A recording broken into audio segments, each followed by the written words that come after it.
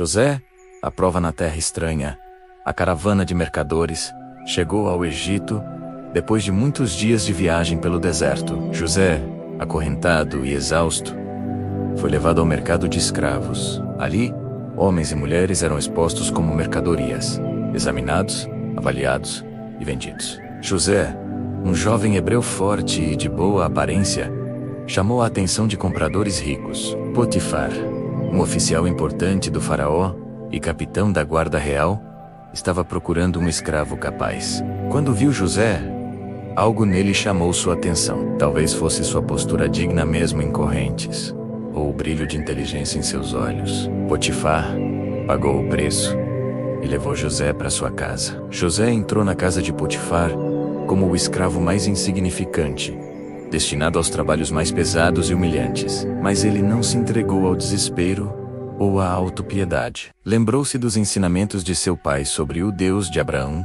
Isaque e Jacó. Mesmo longe de casa, mesmo vendido como escravo, Deus não o havia abandonado. José decidiu fazer o melhor possível em qualquer situação, e algo extraordinário aconteceu. O Senhor estava com José. Tudo o que José fazia prosperava de forma sobrenatural. Quando lhe davam uma tarefa simples, ele a fazia com excelência. Quando lhe confiavam responsabilidades maiores, ele as executava perfeitamente. Os outros servos notaram, os administradores notaram e, finalmente, Potifar notou. Potifar percebeu que desde que José entrara em sua casa, tudo havia começado a prosperar. Seus negócios cresciam, seus campos produziam mais, seus rebanhos se multiplicavam. Havia uma bênção visível sobre tudo, e estava claro que essa bênção estava conectada a José. O Senhor abençoava a casa do egípcio por causa de José, impressionado com a capacidade, a honestidade e a dedicação de José. Potifar começou a promovê-lo. De escravo comum, José passou a supervisor de outros escravos. Depois se tornou administrador de setores específicos da casa. E finalmente, Potifar fez algo extraordinário. Colocou José como administrador de tudo que possuía. José agora controlava toda a propriedade de Potifar. Supervisionava os outros servos, gerenciava as finanças, tomava decisões importantes. Potifar confiava tanto nele que não se preocupava com nada, exceto com a comida que comia. José tinha acesso a tudo: as riquezas, os tesouros, os negócios. Era uma posição de imenso poder e confiança para um escravo. José havia passado de prisioneiro a administrador, mas ele nunca esqueceu que tudo vinha de Deus, não de sua própria capacidade. E ele nunca se esqueceu de seus princípios. Mesmo com todo aquele poder, permaneceu íntegro, honesto e fiel. José cresceu e se tornou um jovem extremamente atraente. A Bíblia diz que ele era de bela aparência e boa aparência. Tinha o rosto bonito, o corpo forte e bem formado, e carregava-se com dignidade e charme natural. E isso não passou despercebido. A esposa de Potifar começou a notar José viu todos os dias administrando a casa, dando ordens com autoridade, movendo-se com confiança e competência. Ele era jovem, bonito, poderoso, sempre presente. E ela era uma mulher rica e entediada, cujo marido estava frequentemente ausente em seus deveres militares. Ela começou a cobiçá-lo. No início eram apenas olhares demorados, depois comentários sugestivos. Então um dia, ela foi direta. Olhou para José com desejo e disse sem rodeios: "Deite-se comigo." José ficou chocado e horrorizado. Ele respondeu com firmeza: "Meu senhor não se preocupa com nada nesta casa. Tudo o que tem, ele confiou aos meus cuidados. Ninguém desta casa tem mais autoridade do que eu. Meu senhor nada me negou, a não ser a senhora, porque é sua mulher. Como poderia eu então cometer tal maldade e pecar contra Deus?"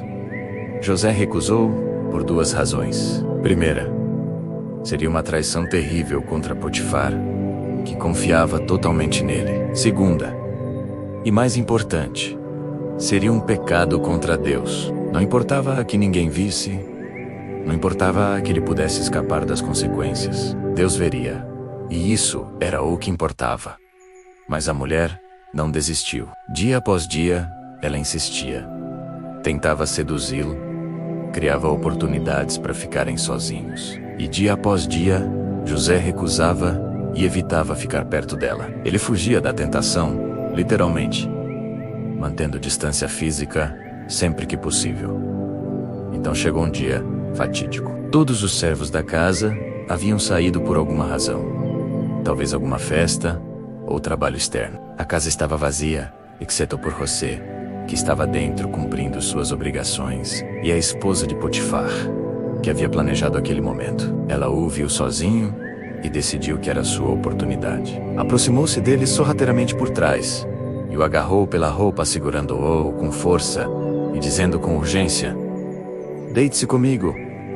Era um ataque físico direto. José teve que fazer uma escolha em fração de segundo. Podia ceder à tentação, satisfazer a mulher, manter sua posição confortável e seu poder. Ninguém saberia, ou podia obedecer a Deus e enfrentar as consequências. Ele escolheu Deus.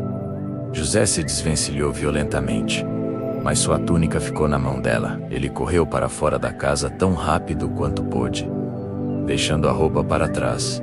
Preferiu ficar sem a túnica do que permanecer e pecar.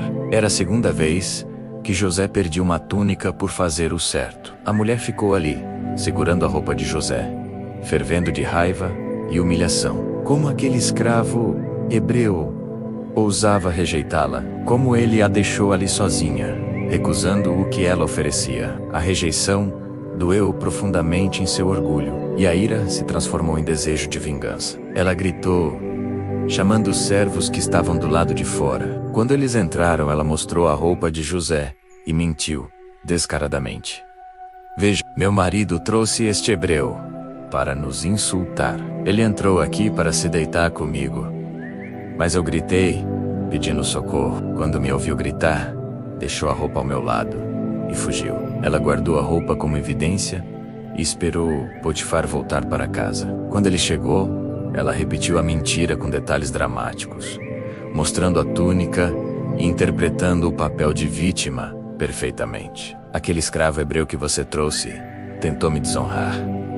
Mas quando gritei, ele deixou a roupa e fugiu." Potifar ficou furioso. Não sabemos se ele realmente acreditou na esposa ou se desconfiou da história. Afinal, ele conhecia José há anos, sabia de sua integridade, e a acusação não batia com o caráter do homem. Mas ele não podia ignorar a acusação de sua esposa publicamente, sem desonrá-la. Teria que agir. Potifar mandou prender José imediatamente. Jogaram-no na prisão do rei, onde ficavam os prisioneiros do próprio faraó. Era uma prisão dura, escura, um lugar de desespero. José passou de administrador de uma grande casa a prisioneiro condenado. De uma posição de poder e conforto, voltou ao fundo do poço. Seria fácil para José questionar a Deus naquele momento. "Por que, Senhor, eu fiz o certo? Eu resisti à tentação. Eu te obedeci, e esta é minha recompensa?" Prisão.